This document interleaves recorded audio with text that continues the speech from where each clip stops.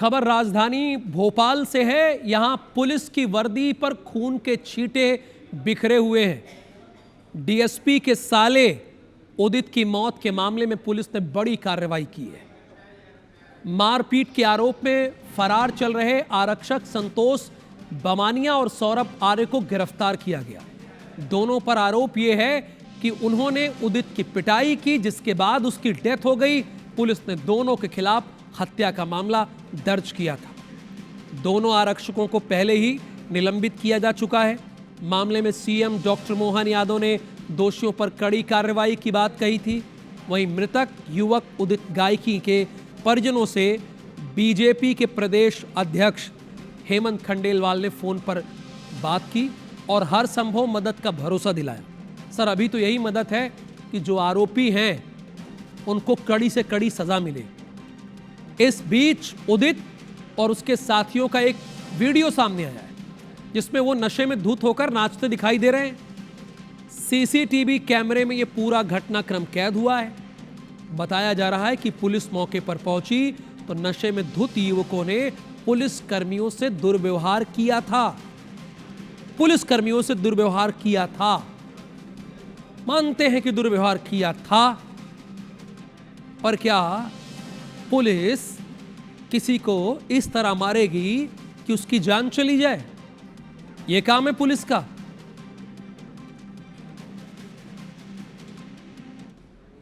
थाना पतलानी क्षेत्र में शिकायत प्राप्त हुई थी कि दो पुलिसकर्मियों द्वारा मृतक उदित गायके के साथ मारपीट की गई है, जिसके उपरांत उसकी मृत्यु हुई है। प्रथम दृष्टया सीसीटीवी फुटेज में मारपीट की चीज वेरीफाई हो रही है कि मारपीट हुई है और आगे डॉक्टर से क्वेरी की जाएगी कि इस प्रकार की मारपीट से मृत्यु हो सकती है या क्या और। इतना कैजुअल अप्रोच एक एसीपी का, आप इनकी बात सुन रहे थे? इतना कैजुअल अप्रोच और इतनी गंभीर खबर।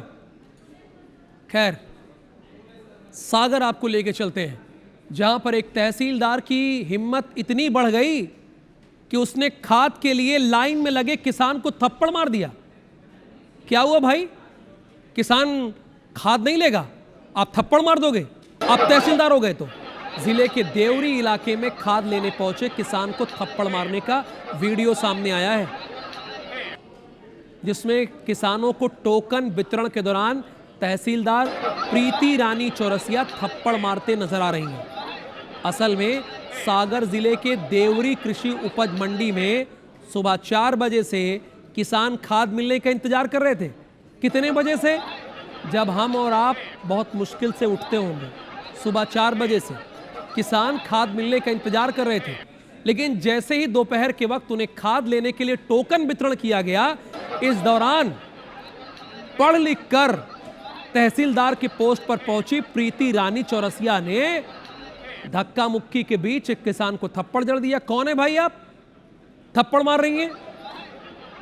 एक किसान खाद ले रहा है, खाद के लिए टोकन मिल गया है, बेचारा सुबह 4 बजे से लाइन में लगा है। हो सकता है तब तो आप सो रही हो और यहां थप्पड़ मार रही हैं। वहीं दोपहर के वक्त इसी कृषि उपज मंडी प्रांगण से किसानों के बीच मारपीट की तस्वीरें भी सामने आई थी। यानी किसानों को मारा पीटा जा रहा है। खाद के लिए परेशान हो रहे किसानों को थप्पड़ मारे जाने के बाद अब किसानों में बेहद गुस्सा है, बेहद गुस्सा।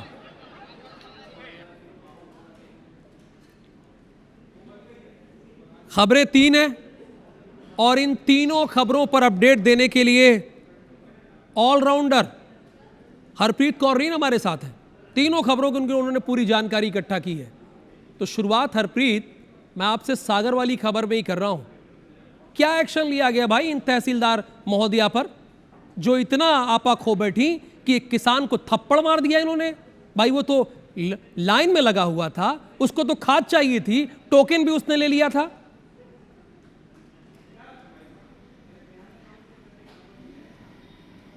बिल्कुल, देखिए मध्य प्रदेश की अगर बात की जाए तो पिछले कुछ दिनों में ही यहाँ पर प्रशासन और पुलिस के निरंकुश होने का जो मामले हैं, बेलगाम होने के जो मामले हैं वो सामने आए हैं। सागर का जो मामला है, प्रीति रानी चौरसिया तहसीलदार हैं, कल सुबह से यहाँ पर किसान 4 बजे से खाद का टोकन लेने के लिए पहुंचे थे।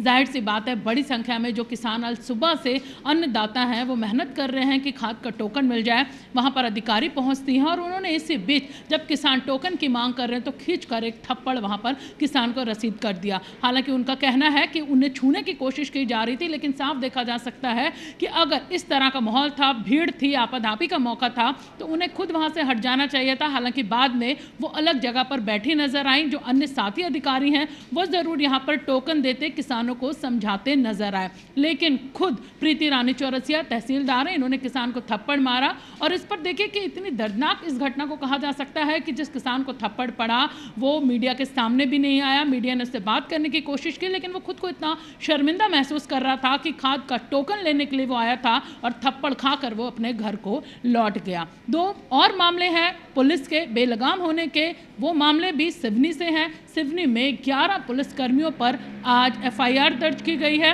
इसके साथ ही भोपाल में 2 पुलिसकर्मियों पर FIR हत्या की दर्ज की गई, दोनों को जेल भेज दिया गया। ये दोनों मामले बताते हैं, साफ है कि रक्षक भक्षक ना बने, कानून का पालन करवाने के लिए उन्होंने वर्दी पहनी है और अगर वो कानून तोड़ते हैं तो उनके खिलाफ भी FIR उसी थाने में लिखी जा सकती है और उन्हें भी जेल भेजा जा सकता है। वही सलूक उनके साथ किया जा सकता है जो वो अपराधी आरोपियों के साथ करते हैं। मुख्यमंत्री डॉक्टर मोहन यादव ने भी एक उदाहरण यहाँ पर पेश किया है, एक बानगी नज़ीर यहाँ पर दी है। उन्होंने साफ कर दिया है कि कोई भी अधिकारी, चाहे वो प्रशासन से हो, पुलिस से हो, वो रक्षक है, भक्षक बनने की कोशिश न करे। कानून का वो पालन करवाने के लिए उन्हें वर्दी दी गई है, तैनात वो रहें, मुस्तैद रहें, लेकिन इस तरह की घटनाओं को अंजाम न दें।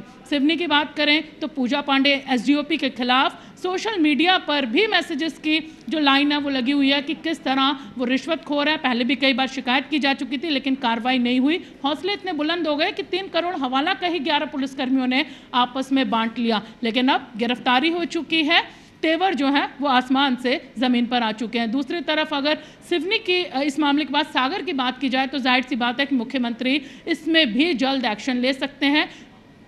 भोपाल की बात की जाए तो उदित गायकी के मामले में भी दोनों पुलिसकर्मियों पर FIR हो चुकी है, दोनों को जेल भेजा जा चुका है।